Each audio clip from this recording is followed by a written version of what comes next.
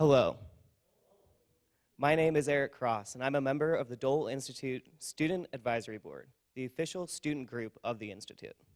Welcome to the Dole Institute of Politics, and thank you for attending today's program, presented by the Department of Military History at the Command and General Staff College at Fort Leavenworth. The Dole Institute would like to hear from you about today's program. Please let us know your feedback by contacting us on social media or via email at doleinstitute@ku.edu. To view past programs, visit our online video archive at www.doleinstitute.org. A video of today's presentation will be available on our website soon. We would like to encourage each of you to consider becoming friends of the Dole Institute. Our friends help keep programs free and open and support archive research and our student activities. Please contact us if you are interested.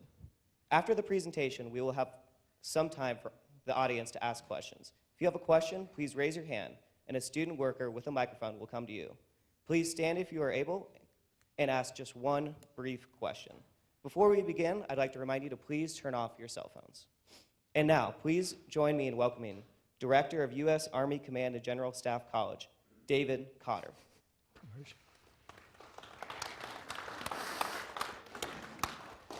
Thanks, Eric. And it's my pleasure. I need to clarify, I'm the director of the history department at the Staff College. It's my pleasure to introduce Professor Harry Laver.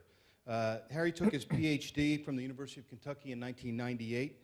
He's an extremely talented and experienced scholar and instructor with over 26 years of university teaching experience at the graduate and undergraduate levels.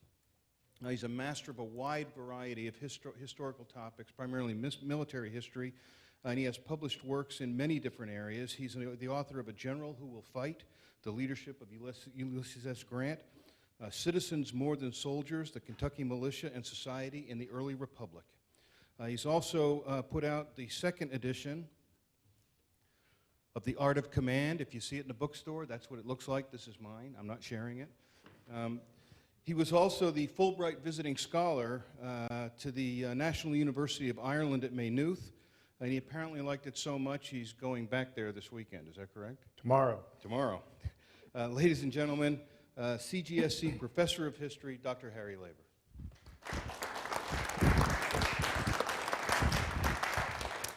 Well, thank you, Dave, and thanks to the Dole Center for continuing to sponsor this series.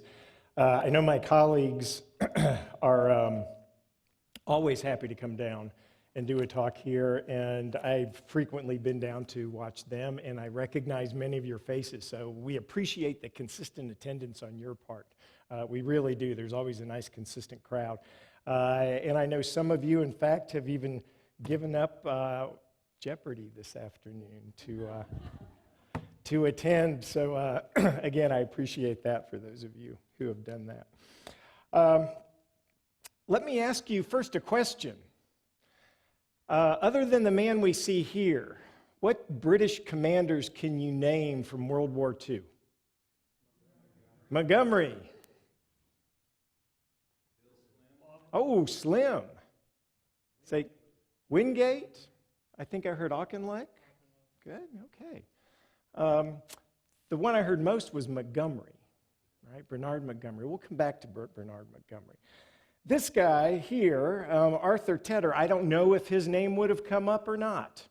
I suspect some of you know as much military history as myself, and some of my colleagues would have named Arthur Tedder perhaps when I asked that question.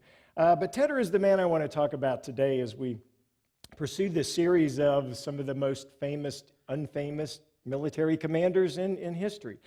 And Tedder, I became acquainted with, as many of you did probably, in looking at World War II, especially the Normandy campaign, and the campaign from Normandy into Germany as Eisenhower's Deputy Supreme Commander. And the more I read about those campaigns and Tedder, the more I became intrigued of the relationship between Eisenhower and Tedder. And I think that's where Tedder's significance really comes into play, as I'm going to try to develop over the time that we have together here today. And really, studying Tedder, his life and his career and his significance, I think, is a parallel with Eisenhower. that it's the two of them in concert that really gets to the significance of these individuals. And so I want to talk about this as something of a parallel with Eisenhower and Eisenhower's career, but we're, of course, going to focus on Tedder. But first, let me go to the known entity of Eisenhower and describe just a little bit of his background before we get to World War II, what many of you are familiar with. Born in Texas, in Denison, Texas in 1890. Soon enough, moved to Abilene. As we know, he always claimed Kansas as his home and Abilene as his home. Graduating from West Point in 1915 in that famous The Class the Stars Fell On, along with others like Omar Bradley. He finished 61 out of 164 cadets. So that's in sort of the top 40%. So he wasn't the star by any means at West Point, but he certainly did well in his time there at West Point. As I'm sure most of you know, he did not go overseas in World War I, did not see combat, was kept stateside for his training abilities and was very disappointed in that. But then after the war was over, after a few odd postings in 1922, he went to Panama at the request of this man, Major General Fox Connor, another one of those underestimated, underappreciated commanders in our past. And under Fox Connor, serving in Panama, Eisenhower really had what in essence was a graduate-level education. Fox Connor would loan Eisenhower's books out of Connor's own personal library. Eisenhower would read them, and then as they were riding on horseback around the countryside, they would discuss these books, history books, primarily military history. And Eisenhower wrote about his relationship with Connor and the lessons he learned from Fox Connor afterwards. And there's a couple that are worth mentioning because it plays into where we're going to go in looking at Arthur Tedder. Eisenhower said this about his unofficial education under Fox Connor. One of the subjects on which he talked to me about most was Allied command, its difficulties, and its problems. Again and again, General Connor said to me, and this, again, remember, this is in the 1920s. General Connor said to me, "We cannot escape another great war. When we go to war in the future, it will be in the company with allies. Systems of single command will have to be worked out. We must insist on individual and single responsibility. Leaders will have to learn how to overcome nationalistic considerations in the conduct of campaigns." You can already see where this is going and how it's shaping Eisenhower. Eisenhower in particular remembered a conversation with Fox Connor this way: "Since no foreigner could be given outright administrative command of troops of another nation," and we recognize that today, "they would have to be coordinated very closely, and this needed persuasion." He would even talk about the types of organization he thought would bring this about with the least friction. He would get out a book on applied psychology, and we would talk it over. How do you get allies of different nations to march and think as one nation? There's no question of his molding my thinking on this from the time I was 31 years of age. And Fox Connor is often described as the general who made Eisenhower, as well as a few other of the senior commanders in World War II for the mentoring that Fox Connor did in the 1920s. Well, after his time in the Philippines, Eisenhower, of course, came to Leavenworth CGSC, where he did a little bit better, finishing number 1 in a class of 245 in 1926. From there, he was off to, the Philippines now, where he served under MacArthur, where he learned a lot of lessons of what not to do. And then he, of course, gets on the radar screen of George Marshall, Chief of Staff of the Army, and very quickly when World War II begins, Eisenhower is on a rocket to 4 stars. So that's the early part of Eisenhower's career. Now, his counterpart, at least I'll say at this point, Arthur Tedder. Born 3 months before Eisenhower in 1890, in circumstances a little different from Denison, Texas, he was born at the Glengoyne Distillery in Scotland, not far from Glasgow, so very different from Denison, Texas. At Cambridge, he showed, I think, signs of extraordinary intellect and good judgment by studying history, with the intention of going into the diplomatic corps. But as tensions in Europe rose, he joined the British Army, and because of a fairly significant knee injury, transferred to the Royal Flying Corps in 1916. Saw action in World War I, and then in the interwar years had greater and greater responsibilities in the Royal Air Force. And when World War II began, he was working at the Ministry of Aircraft Production. But he got sideways with the minister who oversaw that, Lord Beaverbrook, which meant he also got sideways with Winston Churchill. And so they shuffled him off to the Middle East where they thought he would be really in an irrelevant place where he could not do much damage. He was the deputy air commander, and then not long after that became the air officer commanding Royal Air Forces in the Mediterranean. So that's the parallel paths that they each took, being born almost at the same time when we get to World War II. And now a little bit about, I want to focus on primarily the European theater, Northern Europe, D-Day and beyond, but a little bit about the background and the relationship of these two in the Mediterranean, beginning in North Africa. How many of you have seen the movie Patton with George C. Scott? All right. I'd say just about everybody. Right? There is a scene in this movie that bears some resemblance to fact, and it involves Arthur Tedder. Well, Tedder is not necessarily depicted. And this is a still from the movie. I hear, oh yeah. This was the scene in which North Africa, Patton is commanding Second Corps, and he issued a public statement that was quite critical of the Royal Air Force for not providing sufficient protection for his ground forces. That the Luftwaffe, the Germans, had repeatedly attacked U.S. Army forces, and he was quite upset about this. Now, I won't say senior, the Vice Air Marshal for the Royal Air Force, Arthur Cunningham, took great offense to this and responded with a public statement that maybe the problem was with the American ground forces and that the Royal Air Force was providing sufficient security. Well, the now Air Commander, Arthur Tedder, who was Cunningham's superior, saw these two exchanges, realized that there was dynamite here, that Allied cooperation was being threatened by these two subordinate commanders. And so the first thing Tedder did was to notify Eisenhower, who was the overall Allied commander in North Africa at that point. And the second thing Tedder did was to call up Cunningham, his British subordinate, and tell him, you're going to go and apologize to Patton.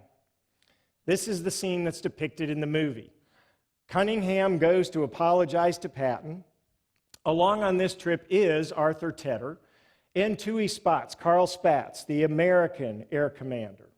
And while this exchange is going on, you know the story, two German Luftwaffe fighters fly over and strafe where they're having this conversation. Once the planes are cleared, and I'm not certain Patton actually went out, as George C. Scott is represented here with his .45 firing at the aircraft. It might have happened. I wasn't there. But when this incident is over and the aircraft are gone, Tui Spots, the American air commander, looks at Patton and, how in the world did you organize that? And Patton, rather famously, in a number of give an account of this, makes the comment that if I could find those two son of a bitches, I'd give them a medal. As this is going on, Arthur Tedder is there, not saying much, smiling, and one account is, as he's filling his pipe again, is smiling at Patton, and he gives him a wink.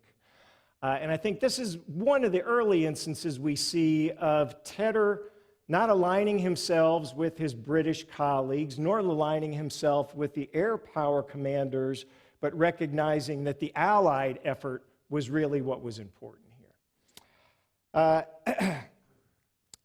Tedder's assessment of Eisenhower in the North African campaign, where again Tedder was serving under Eisenhower.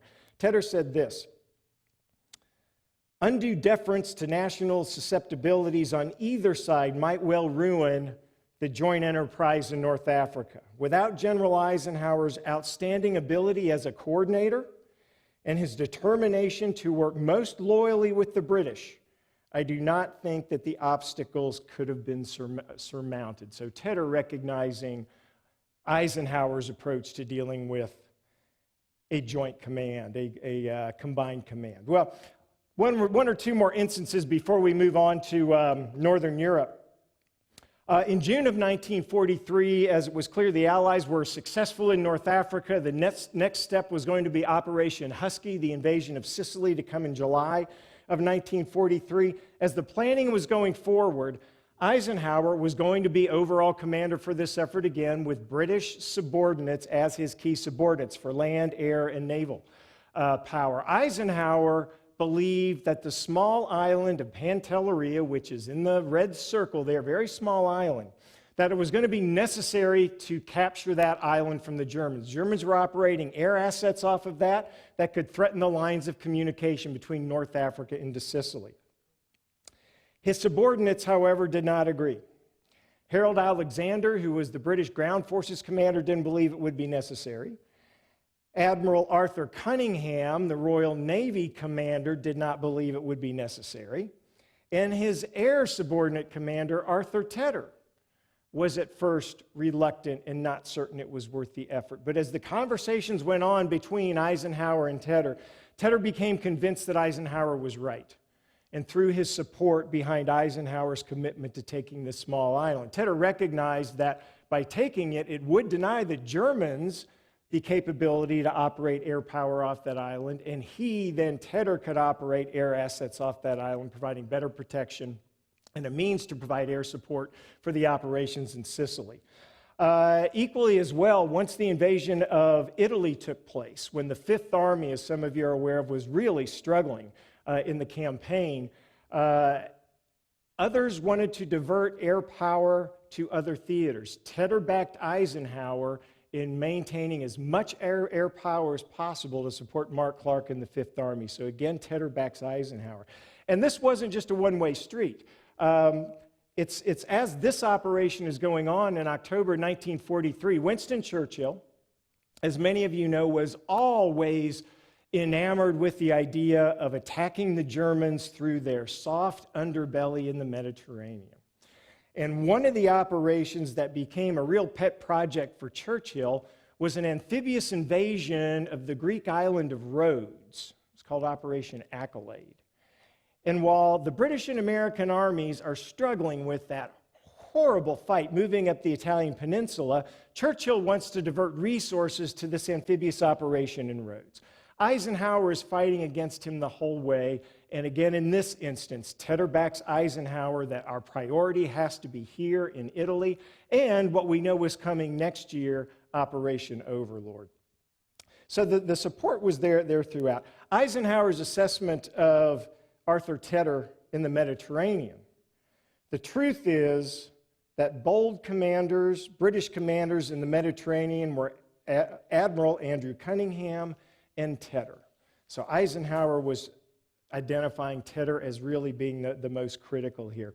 At the same time, Tedder was getting some press. This is a magazine cover from Time. Sort of Tedder may have the strategy for winning. The Saturday Evening Post at the same time dubbed Tedder Eisenhower's Flying Scot. So the press is really starting to identify the relationship between these two. Well, now let's start moving towards Northern Europe in Operation Overlord. In October of 1943, at a time when everyone knew Overlord was coming, and the supposition was among virtually all the American leadership was that George Marshall was going to command Overlord.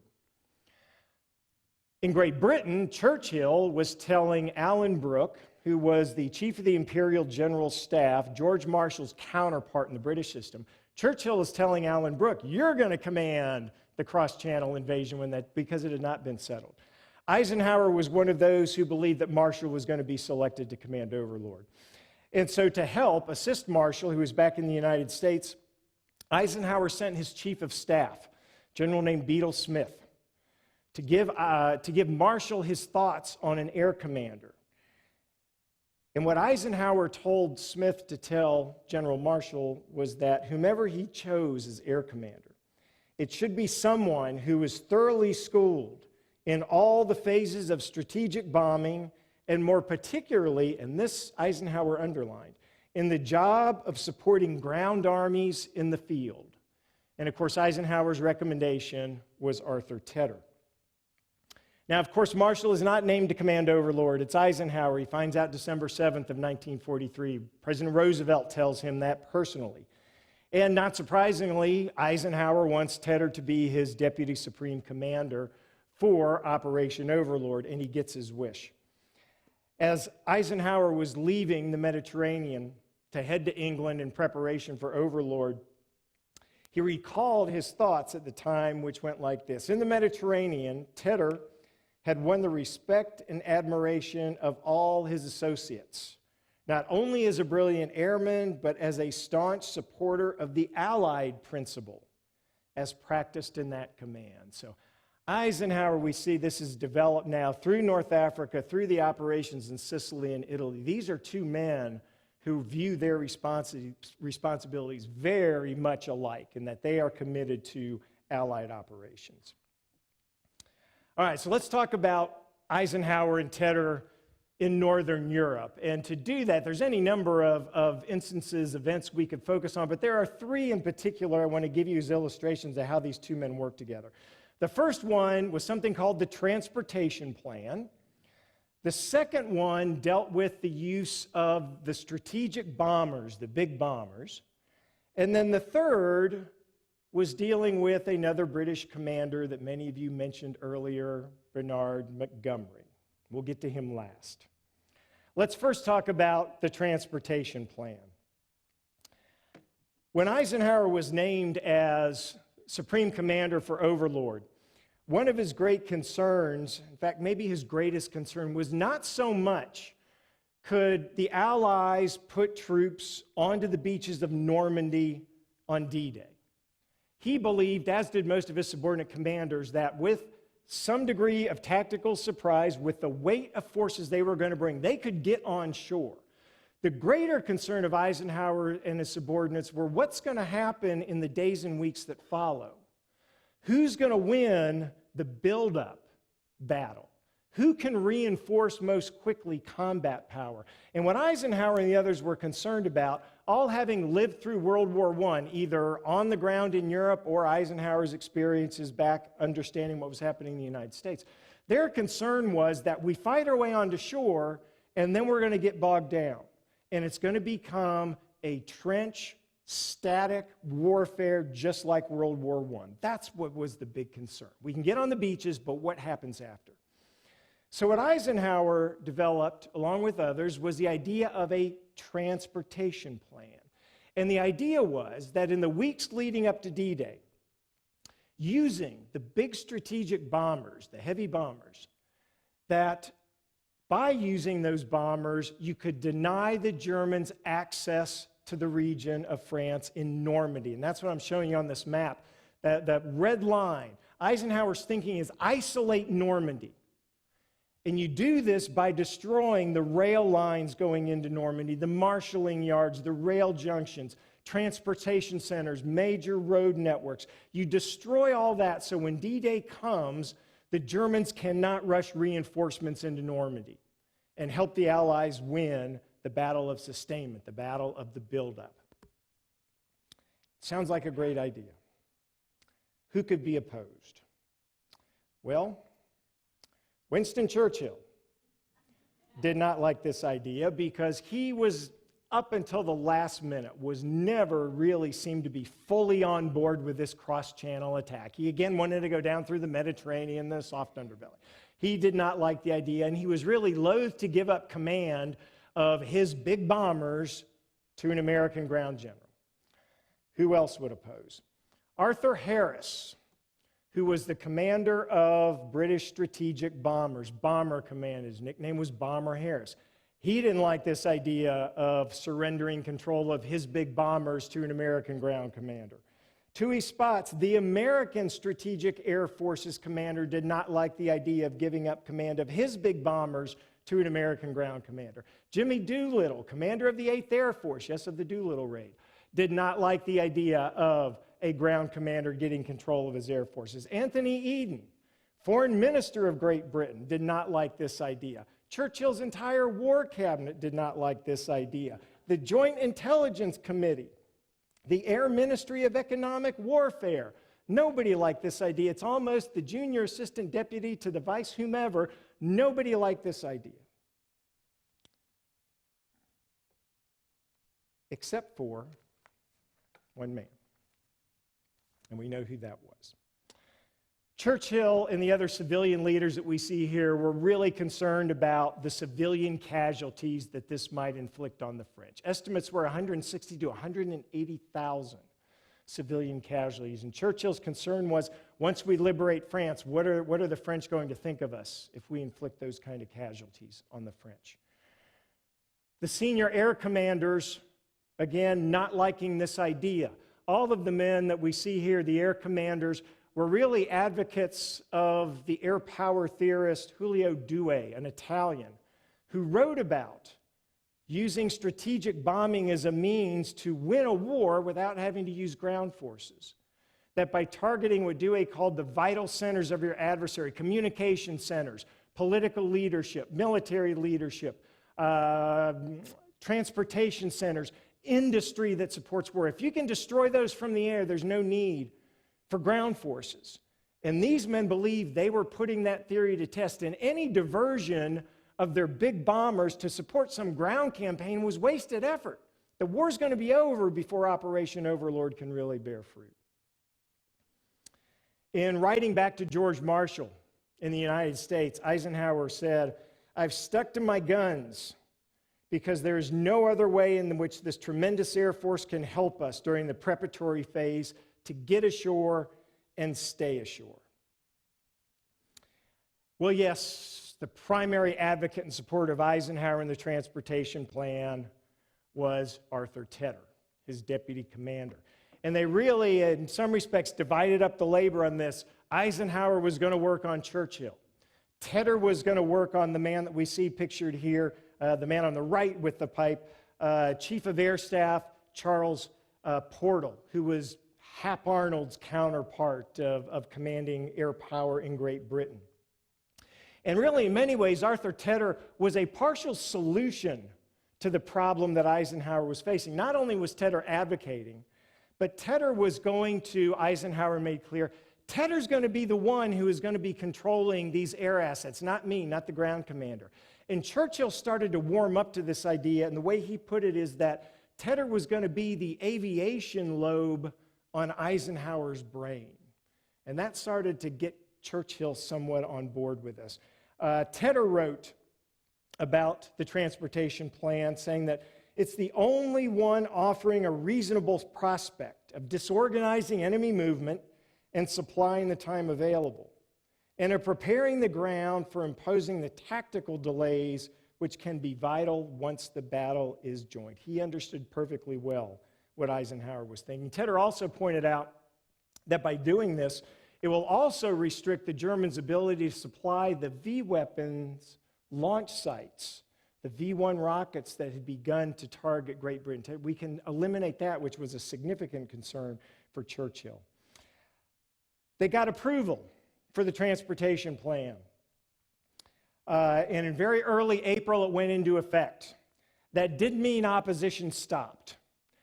Churchill always wanted to restrict how much use Eisenhower would get of those bombers. And Tedder was always the one Eisenhower tasked with writing responses to the opposition. On April the 12th, Tedder wrote this to Charles Portal. "I must emphasize that the systematic execution of this plan and the progressive dislocation of the enemy-controlled railway systems are essential preliminaries to the assault attack." On the 29th of April, now we're only 5 weeks away from D-Day, they are still arguing over this. Tedder wrote to the War Cabinet, "The object of the whole operation is to so weaken and disorganize the railway system as a whole so that at the critical time of the assault, the rapid concentration of German forces against the lodgment area is prevented." Eisenhower felt strongly enough about the transportation plan that as the early debates were going on, he threatened to resign. And it wasn't just a threat. He was committed to getting this kind of combat power to assist with Overlord because he believed Overlord was operating on the slimmest of margins of combat power. Tedder agreed to the point that Tedder said, I will resign as well if we don't get agreement on the transportation plan. Tedder stood with Eisenhower. The historian Stephen Ambrose, in assessing this event, the transportation plan, wrote this about Arthur Tedder. Tedder's contribution went beyond simple support. His charm and reasonableness, along with his indefatigable labors, were essential to the plan's acceptance. The next comment from Ambrose, I think, is pretty intriguing. But, Stephen Ambrose writes, Eisenhower had played the key role in his original choice of Tedder for his staff.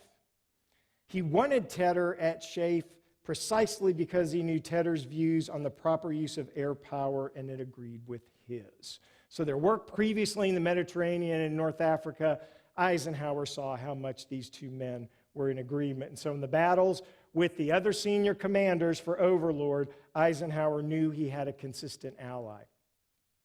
Now, the second issue I mentioned that illustrates Tedder's significance is very closely tied to the transportation plan, and that is how are the big strategic bombers going to be used, the heavies as they were known, very closely related to the transportation plan. But it wasn't just the transportation plan that Eisenhower was arguing for. For he said that in the days leading up to D-Day, on D-Day, and the days after D-Day, he believed as supreme commander he needed access to those heavy bombers, those air assets, whenever he thought necessary.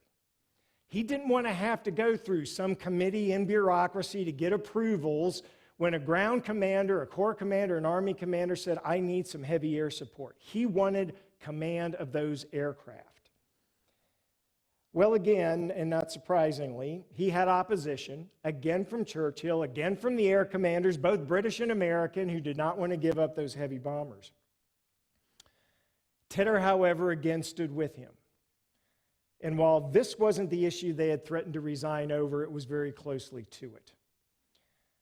Tedder understood from his experiences in the Mediterranean, North Africa, that those strategic big heavy bombers could provide that kind of support. In North Africa, the term was coined Tedder's carpet because he had used air power to do just that, open up gaps for ground forces. And in fact, leading up to Overlord, in the spring of 1944, the Luftwaffe was doing an assessment of their counterparts in the Allied command. And one Luftwaffe intel report said this: Tedder is on good terms with Eisenhower, to whom he is superior in both intelligence and energy. I don't know about that. He regards Tedder, the Air Force, as a spearhead artillery, rendering the enemy vulnerable to an attack. His tactics in North Africa, Sicily, and Italy, based on this theory, provided air support for the advance of even the smallest army unit. Any wonder Eisenhower wanted Tedder as his air commander and deputy supreme commander for Overlord with that kind of philosophy. On March the 22nd, 1944, Eisenhower received direction of the Strategic Air Force. Not command, not control. They spent a couple weeks arguing about the exact precise word. They finally settled that direction was going to be acceptable, and again, knowing that Arthur Tedder was going to be the one really overseeing the air assets. So they got their way. They got the transportation plan and controlled those heavy bombers before, during, and after D-Day. Here we see Tedder and Eisenhower and a third general. I think most of you know who this is, Bernard Montgomery. So let's talk about Monty and his relationship with Eisenhower and Tedder. Monty became Britain's great war hero in North Africa at the Battle of El Alamein. And as a result of that, Churchill chose Montgomery to be commander of the 21st Army Group, the ground forces commander for Overlord. Eisenhower had actually wanted someone else, a general named Harold Alexander, but Churchill got to pick, and Churchill wanted Montgomery.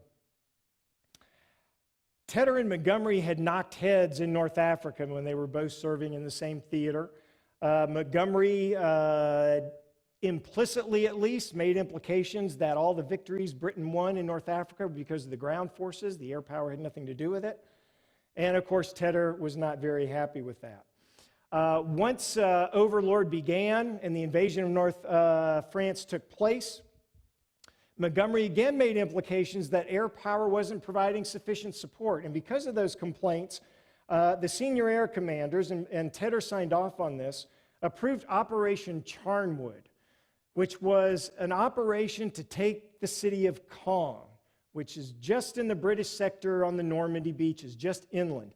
This was a massive air assault, nearly 500 heavy bombers dropping 2,000 tons of explosives on the northern side of Caen to create an opening for Montgomery's ground forces to push their way through. The bombing destroyed the northern half of Caen. If you go to Caen today, it's virtually all 1945 and later construction. Virtually all the old city was destroyed, but Montgomery's ground forces did not capture the rest of the city. They only captured what had been destroyed.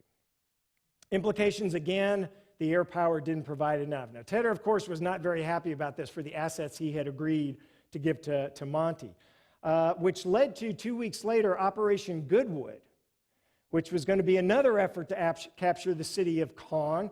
This time, it was going to involve not 2,000 tons of explosives, but 6,000 tons of explosives. I believe to date, still the greatest amount of air bombardment provided to a ground operation in history.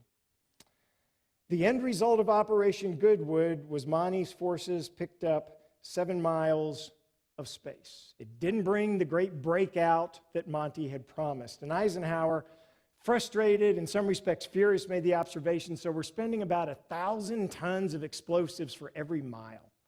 How long is it going to take us to get to Berlin if that's the equation that we have to go through?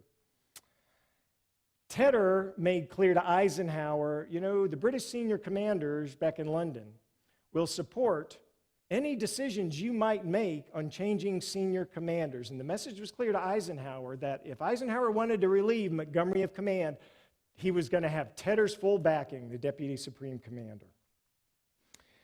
Well, the real confrontation with these men came as the discussion changed to post-D-Day, post-Overlord, post-Normandy of a strategy for fighting into Germany itself. On September the 1st, 1944, Eisenhower moved his headquarters from England to the continent, just outside of Paris at Versailles.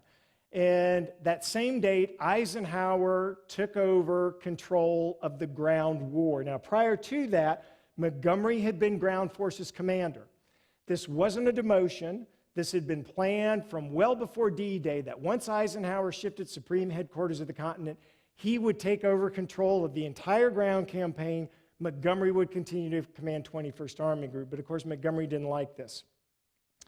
And so as they had their first meetings in early September about strategy, a difference became immediately apparent.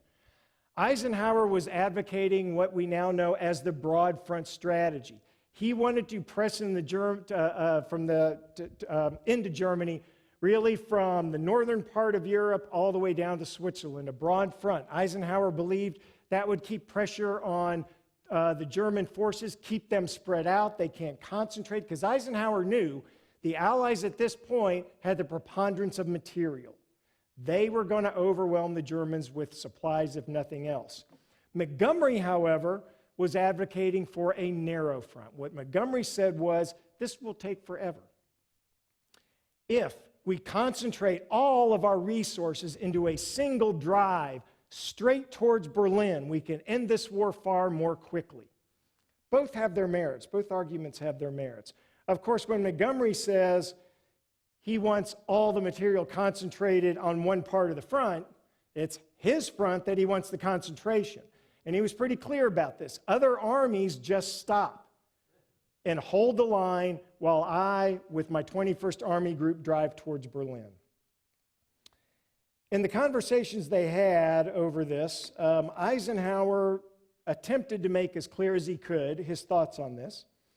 They had differences of opinion. Eisenhower pointed out that really until the Allies captured the seaport of Antwerp, There's not going to be the material to support the single drive to Berlin as Monty was advocating. And so Eisenhower, after one of their meetings in late September, early October, wrote all this out, clear and explicit to Montgomery. Montgomery responded with a letter that began with these two sentences. Dear Ike, I've received your letter of 13 October. You will hear no more on the subject of command from me. On command of, I want command of the ground, war back, and I want a single drive. You will hear no more on the subject of command from me. Let me translate that for you into what Monty actually meant. Dear Ike, I have received your letter of 13 October. I obviously know more on the subject of ground command than you. You will hear about it incessantly from me. Now, again, that's just my translation of what Monty actually meant. Well, and I say that's my translation of what he meant because in very early November, he is advocating again very strongly for this single thrust that he should be named as Ground Forces Commander. And in early December, he sent a letter to Alan Brooke, again, Chief of the Imperial General Staff, George Marshall's counterback, in which he says, you will have to get Eisenhower's hand taken off the land battle. Do what you can. Give me free rein to run this land battle as I see fit. And Alan Brooke was very sympathetic to Montgomery. Brooke said at one point about Eisenhower, a charming personality and a good coordinator, but no real commander, which was aligned with Monty's observation at one point. Nice chap, no general though. Well, throughout this debate about broad front, narrow front, Monty controlling, Tedder, and you already know what I'm going to say, Tedder was adamantly supporting Eisenhower. Tedder wrote that he thought it was fantastic, was his words, to think that you could undertake a narrow, pencil-thin drive to Berlin, sustained by the beaches all the way back in Normandy, hundreds of miles away. He said that he didn't really think Monty thought this was possible until Antwerp was taken. So he thought Monty was actually exaggerating, and Monty had done this before in a number of instances. In a December 12th meeting among the senior commanders, Eisenhower again trying to explain why the broad front is preferable, Monty arguing against him. Alan Brooke was there. Tedder was there. Alan Brooke's observation after the meeting was this. Ike also quite underlined, incapable of understanding real strategy. To make it worse, Tedder talks nothing but nonsense in support of Ike.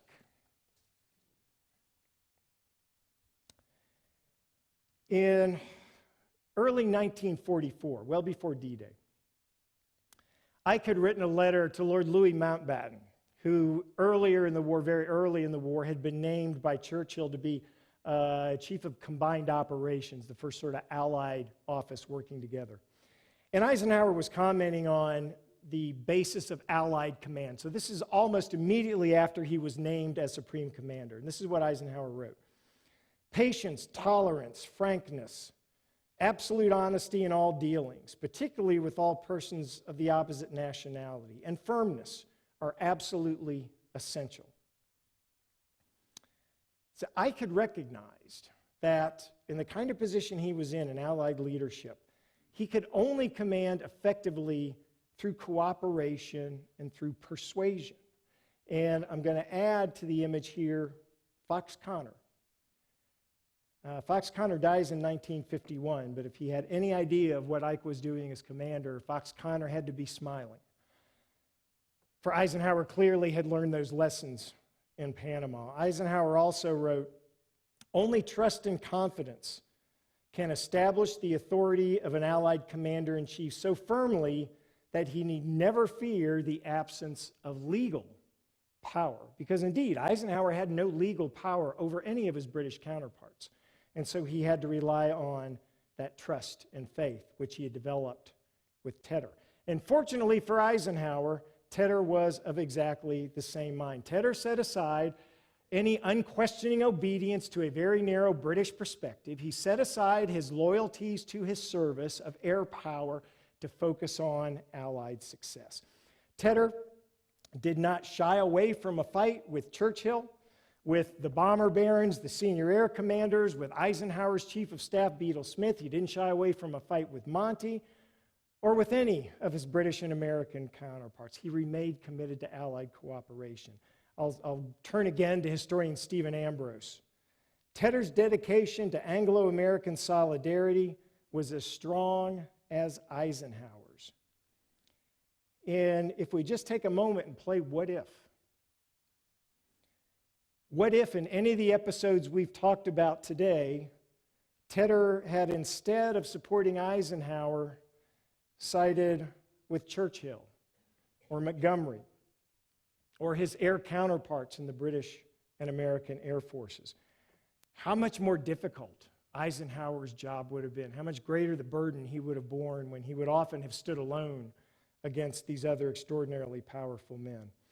I think it's no surprise then that Eisenhower's final assessment of Tedder, one of the great few military leaders of our time. And with that, thank you for listening, and rather than say I'll open it to questions, let's open it to discussion and see, because many of you are very aware of these men, individuals, and events. And a reminder for our folks here at the Dole Center, if you have a question, they've requested that you stand and wait for the gentleman with a microphone, for Eric with a microphone to come. So any questions or observations, comments? Oh, there we go. I just wonder what your appraisal of Montgomery is as a ground commander in World War II. Appraisal of Montgomery as a ground commander. I think Montgomery is not given the credit by most Americans that he deserves. I think he, in the right environment, could be extraordinarily effective. There's no question, and even Eisenhower and Montgomery's critics acknowledged that Montgomery, there were few superiors to Montgomery in motivating troops. He was extraordinary at that. By the accounts of even when he talked to American soldiers, he was extraordinarily effective. Eisenhower made the observation that Montgomery was great to serve under, difficult to serve with, impossible to serve over. And I think that's a good assessment. Monty, as with all the others, had his strengths at times, and he's known for being very methodical in his approach, always wanting, as he would say, tidy his lines before moving forward. And yet he has these uncharacteristic moments of great daring, like Operation Market Garden. It had its flaws, but extraordinarily daring for Montgomery. So I think at times he doesn't get the credit he deserves. Right. And we had one more up here. If the transportation plan didn't start until April of 1944, how successful and how much credit is awarded that for the successes of the D-Day operation and forward? Yeah, it's a good question. How effective was the transportation after all of that wrangling between them and Eisenhower threatening to go home over it? There's no way to absolutely quantify, but by most accounts, it certainly gave a significant advantage. And I say that because the assessments of rail traffic in France, especially northern France, April into May, and then to the first week of June, and I don't have numbers or charts with me, but there's a dramatic decrease in rail traffic. A secondary effect of the transportation plan that often is not recognized is that leading up to D-Day, the German commander in the area for Army Group B, Erwin Rommel, who was overseeing 7th Army that had the responsibilities for Normandy, most of you know he was undergoing a frantic effort to build up the defenses in Normandy and along the beaches. And there was part of, attached to the German army, a group called Organization TOT, T-O-D-T, which was sort of a construction battalion or construction organization. Those of you familiar with the Civilian Conservation Corps in the Great Depression, it was something like, they wore uniforms, but they weren't soldiers. They were out to build things. build those fortifications at the coast. Because of all the destruction from the transportation plan, a lot of those guys were diverted to trying to rebuild, and maintain the rail system and the transportation networks farther inland, which meant, you get where this is going, they were not there building additional fortifications along Omaha Beach, Utah Beach, Gold, Juneau, and Sword beaches. So that's another way we can calculate the effectiveness of the transportation plan. Would D-Day have been successful without the transportation plan? I don't know that we can say. That's a what if. But Eisenhower certainly thought, as did most of the other commanders, even those who were opposed, thought it was effective. You've said quite a bit about Air Marshal Tedder's contributions to the success of joint operations in North Africa and in Overlord. I wondered if Air Marshal Tedder had made important contributions in the areas of doctrine relating to the organization of air forces or the tactical use of air forces, especially relating to support of ground operations. That's a really good question. And Tedder not recognized, well, at all, but especially as an air power theorist. In 1947, he published a small book on air power and air power theory. It's been a while since I looked at that, so I can't say if there was much new in what Tedder proposed at that point, especially with support of ground operations. If any of my colleagues here or anyone wants to comment on that. But he was thinking along those lines. I just can't say specifically what he might have. That's a good question, Tom. I'll have to make some notes on that one. Anything else?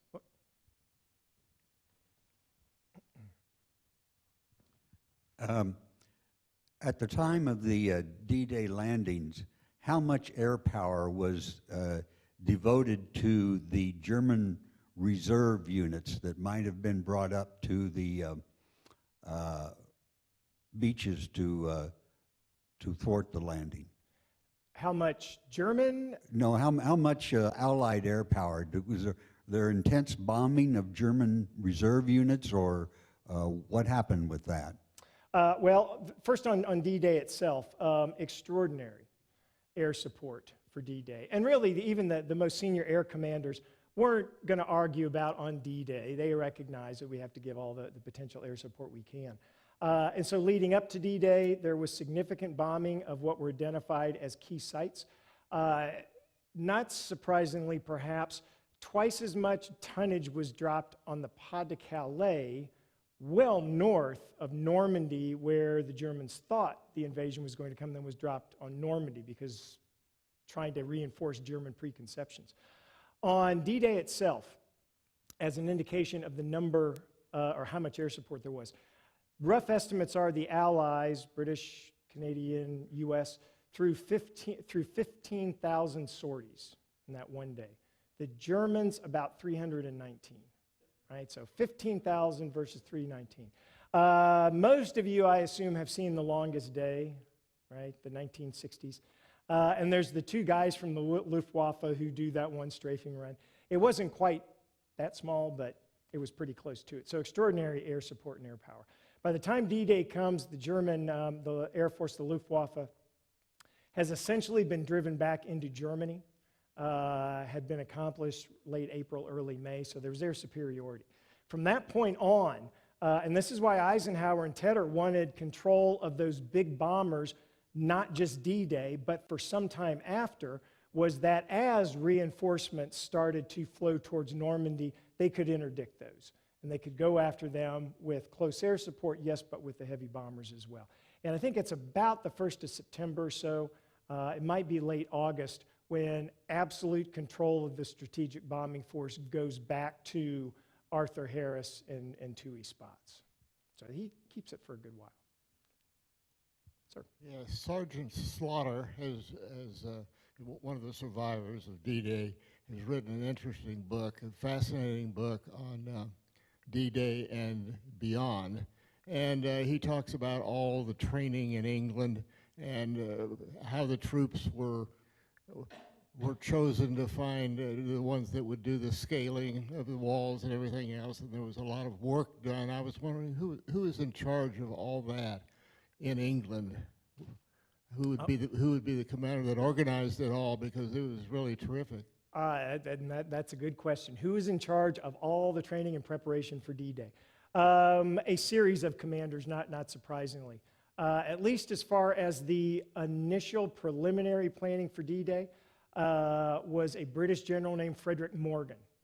He was a three-star general that was appointed in March or April of 1943, so well over a year. And he and a staff of American and British officers began the preliminaries of, let's look at where's the best place to land, what has the right configuration of beaches, what has the right road networks inland to give us movement or room for movement once we land.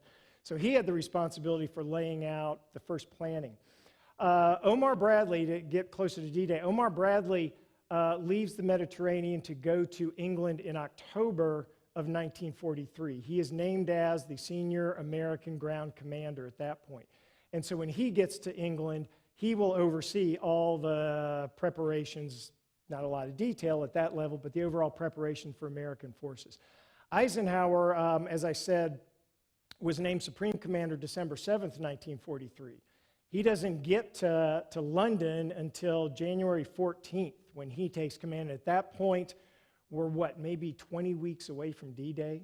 So he's just getting there at that point. The basics of the plan are already in place, so there's only small, minor tinkering, really, that Eisenhower can do on things like ground support. But it's all those subordinate officers that we don't remember at all that had all the responsibility for doing all that training, all that preparation, getting those guys ready for what was coming.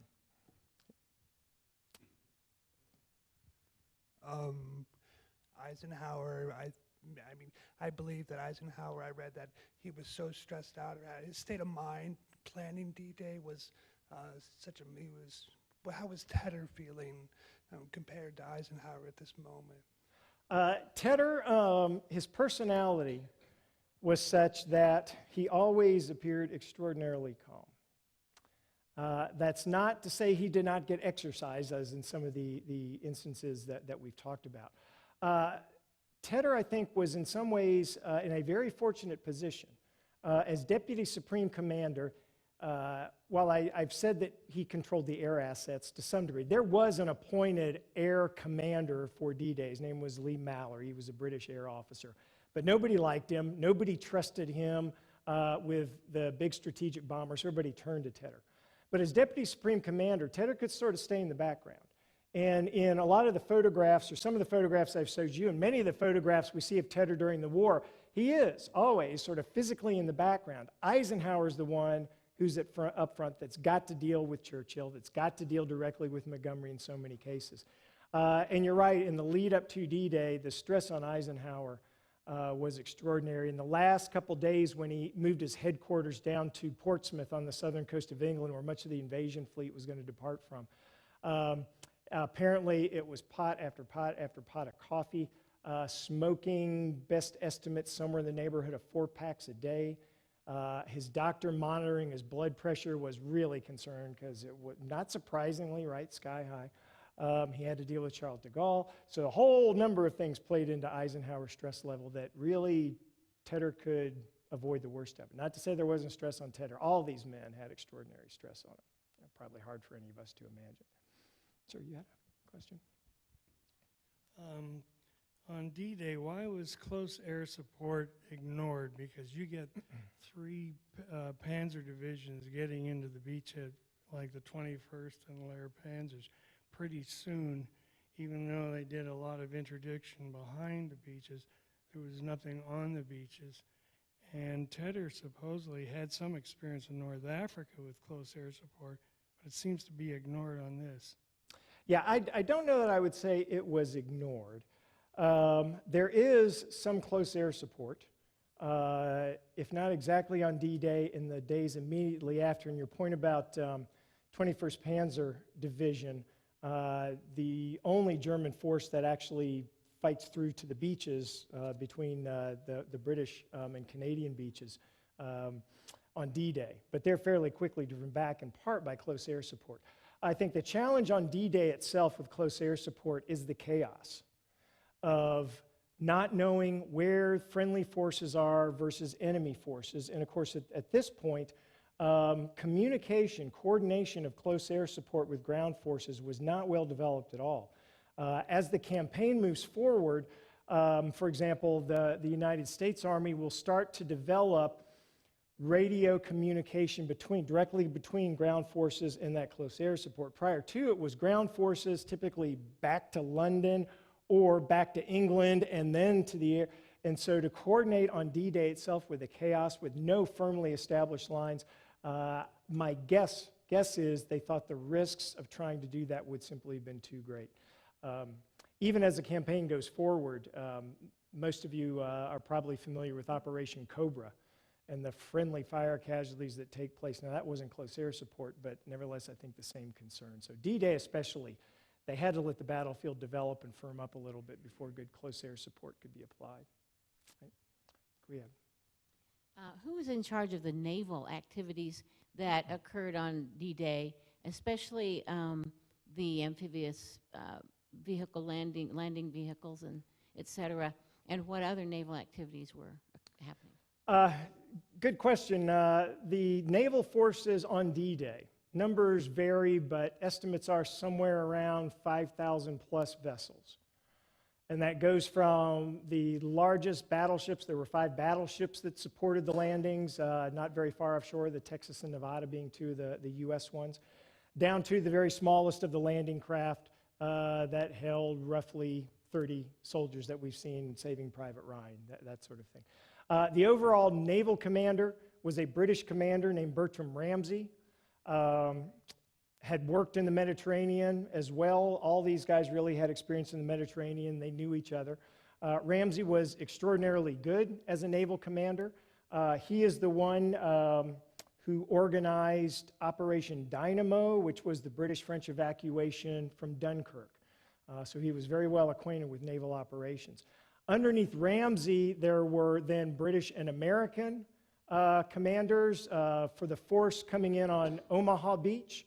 An Admiral Kirk, American admiral, commanded that. Off Utah Beach, an admiral named Moon commanded that, and then it just sort of went down from there to the small landing craft. The landing craft, who commanded those?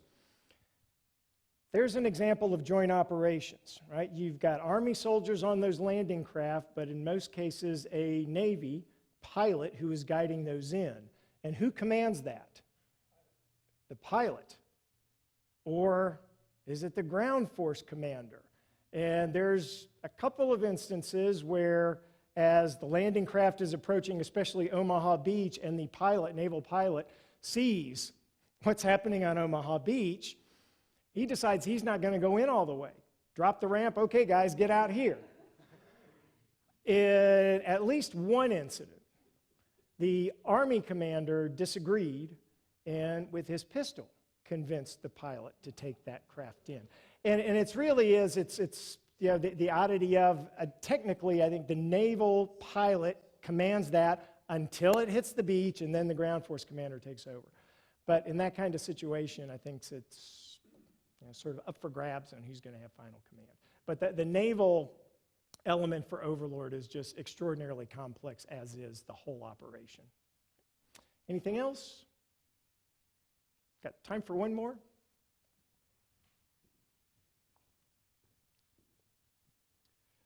Could you tell us the importance of Robert Zuckerman to Tedder? Oh, Solly Zuckerman.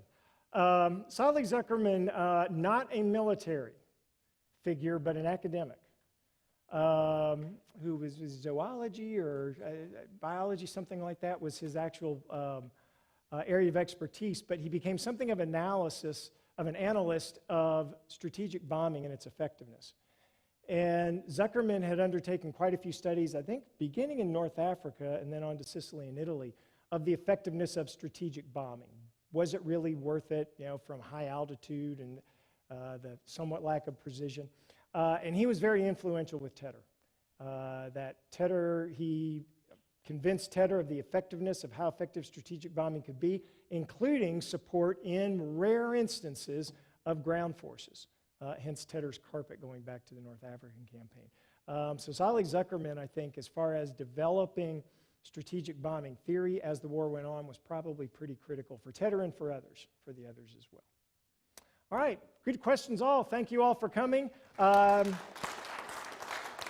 reminder, next month, Mark Gerges, one of my colleagues at CGSC, will be talking, remember this is the great unknown commanders, will be talking about Stapleton Cotton, who was a British cavalry commander in the Napoleonic Wars in the Peninsula Campaign that didn't go all that great for Napoleon. So that's next month, Stapleton Cotton, Mark Gerges, who's a great speaker. Many of you have heard him before, I'm sure. So thank you all for coming, especially you regulars. Keep coming back, keep coming back. Have a good afternoon.